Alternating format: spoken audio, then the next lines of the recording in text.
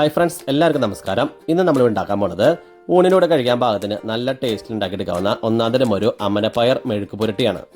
ധാരാളം ഫൈബർ കണ്ടന്റുള്ള ഇതേപോലുള്ള മെഴുക്ക് പുരട്ടികളാണ് നമ്മൾ ഉണ്ടാക്കി കഴിക്കണം എന്നുള്ള കാര്യം ഞാൻ പ്രത്യേകം എടുത്ത് പറയേണ്ട കാര്യമില്ലല്ലോ. അപ്പോൾ നല്ല ടേസ്റ്റ് ആയിട്ടുള്ള ഈ അമരപ്പയർ മെഴുക്ക് പുരട്ടി എങ്ങനെ ഉണ്ടാക്കാമെന്ന് നമുക്കിവിടെ നോക്കാം. വീഡിയോയിലേക്ക് പോകുന്നതിന് മുമ്പായിട്ട് ഞങ്ങളുടെ ഈ ചാനൽ നിങ്ങൾ ആദ്യമായിട്ടാണ് കാണണമെങ്കിൽ മറക്കാതെ ഒന്ന് സബ്സ്ക്രൈബ് ചെയ്യണേ.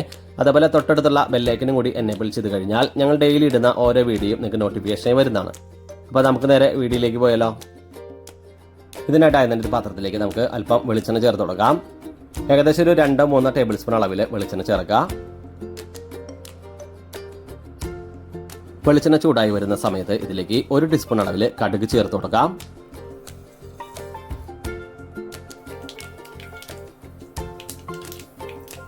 കടുകെല്ലാം പൊട്ടിക്കഴിയുന്ന സമയത്ത് ഇതിലേക്ക് 3 വറ്റൽമുളക്, മീഡിയം സൈസ് ഒരു സബോള ചെറുതായി നുറുക്കിയിടുന്നത്,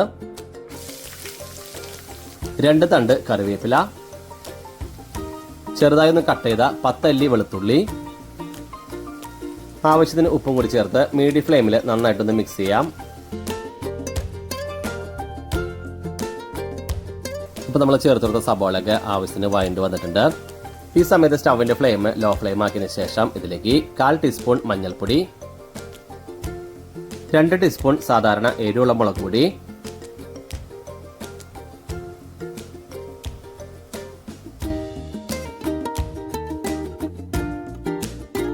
അപ്പോൾ നമ്മൾ ചേർത്ത് കൊടുത്ത പൊടികളുടെ പച്ചമണക്ക് മാറി നന്നായിട്ട് മൂത്ത് വന്നിട്ടുണ്ട്. ഇതിലേക്ക് ഇനി ചെറുതായി കട്ട് ചെയ്തെടുത്ത അമരപ്പയർ ചേർത്ത് കൊടുക്കാം. ഞാനിവിടെ ഏകദേശം 1/2 കിലോ അളവിൽ അമരപ്പയർ എടുത്തിട്ടുണ്ട്. ഇനി നമുക്ക് നന്നായിട്ടൊന്ന് മിക്സ് ചെയ്യാം.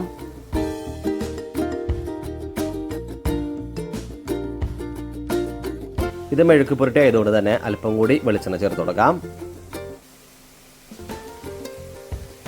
വീണ്ടും നന്നായിട്ടൊന്ന് മിക്സ് ചെയ്യാം. അപ്പോൾ നമ്മുടെ അമരപ്പയറൊക്കെ നന്നായിട്ട് മിക്സ് ചെയ്തെടുത്തിട്ടുണ്ട്. ഇനി ഇത് വെന്ത് കിട്ടാനായിട്ട് ഒരു ലോ ടു മീഡിയം ഫ്ലെയിമിൽ അടച്ചു വെച്ച് നന്നായിട്ടൊന്ന് കുക്ക് ചെയ്യാം. പിന്നെ ഇത് കുക്ക് ചെയ്യേണ്ട ഇടയ്ക്കിടയ്ക്ക് തുറന്നു കൊടുത്ത് ഇളക്കി കൊടുക്കാനായിട്ട് ഒരിക്കലും മറക്കരുത്. പിന്നെ ഈ അമരപ്പയർ കുക്ക് ചെയ്യേണ്ട ഇടയ്ക്കായിട്ട് അടി പിടിക്കുന്ന പോലൊക്കെ തോന്നുകയാണെങ്കിൽ ഒരു 2-3 ടേബിൾ സ്പൂൺ വെള്ളം ജസ്റ്റ് ഒന്ന് തെളിച്ച് കൊടുത്താൽ മതി. അതേപോലെ തന്നെ നമ്മളിത് 100% കുക്ക് ചെയ്യേണ്ട, ഏകദേശം ഒരു 80-85% മാത്രം കുക്ക് ചെയ്താൽ മതി. അല്ലെങ്കിൽ അതിലെ ഫൈബർ കണ്ടന്റും കാര്യങ്ങളൊക്കെ നശിച്ചു പോകാനുള്ള ചാൻസ് ഉണ്ട്. അപ്പോൾ നമ്മുടെ അമരപ്പയർ മെഴുക്ക് പുരട്ടിയുടെ പ്രിപ്പറേഷൻ ഇവിടെ റെഡി ആയി കഴിഞ്ഞു. നമുക്കിനി ഇതൊരു സെർവിംഗ് ഡിഷിലോട്ട് പാർത്താം.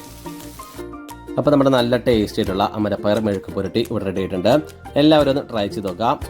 വളരെ ഈസി ആയിട്ട് വളരെ എളുപ്പത്തിൽ തന്നെ നിങ്ങളുടെ വീടുകളിലൊക്കെ ഉണ്ടാക്കിയെടുക്കാം. ഊണിലൂടെ മാത്രമല്ല, നിങ്ങൾ കഞ്ഞിക്ക് ഉണ്ടാക്കി കഴിക്കുമ്പോഴും അതിൻ്റെ കൂടെ കഴിക്കാനായിട്ട് അടിപൊളി ഒരു കോമ്പിനേഷൻ തന്നെയാണ്. അപ്പോൾ എല്ലാവരും ട്രൈ ചെയ്തതിന് ശേഷം നിങ്ങളുടെ ഫീഡ്ബാക്ക് അറിയിക്കുക. ഞങ്ങളുടെ ഈ വീഡിയോ ഇഷ്ടമായി ലൈക്ക് ചെയ്യുക, ഷെയർ ചെയ്യുക. ഒപ്പം ഞങ്ങളുടെ ചാനലൊന്ന് മറക്കാതെ സബ്സ്ക്രൈബ് ചെയ്യുക. ജെ റെസിപ്പിയുടെ മറ്റൊരു അടിപൊളി വീഡിയോയുമായി ഇനി വരുന്നതുവരെ എല്ലാവർക്കും ബൈ.